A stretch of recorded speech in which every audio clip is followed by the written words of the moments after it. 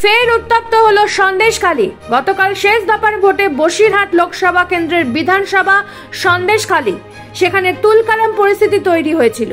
সেখানে পুলিশের ধরপাকড়ের প্রতিবাদে বিক্ষোভের পাশাপাশি পুলিশের উপর হামলার অভিযোগ ওঠে। অন্যদিকে আজ স্থানীয় এক বিজেপি নেতাকে পুলিশ গ্রেফতার করতে গেলে তুমুল উত্তেজনা তৈরি হয় এলাকায়। গতকাল গ্রামবাসীদের ভোট দিতে বাধা দেওয়ার অভিযোগ ওঠে পুলিশের বিরুদ্ধে।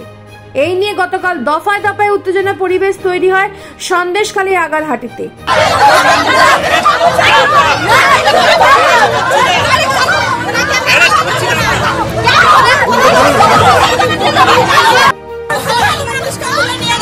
আমরা দেখতে পাচ্ছি এই মুহূর্তে গ্রামবাসী মহিলারা তারা ছুটে আসছে। অন্যদিকে আজ বিজেপি নেতাকে গ্রেফতারের ঘটনার প্রতিবাদে সরব হন গ্রামের মহিলারা।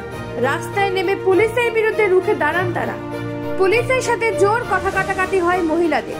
সরবেরিয়া থেকে বয়ালমারি পর্যন্ত জারি করা হয়েছে 144 ধারা। গত কয়েকদিন ধরে যারা এলাকায় বিশৃঙ্খলা পরিবেশ তৈরি করেছিল তাদের গ্রেফতারের জন্য পুলিশ তৎপর হয়ে উঠেছে। নিজস্ব প্রতিনিধির রিপোর্ট, নিউজ প্রাইম বাংলা।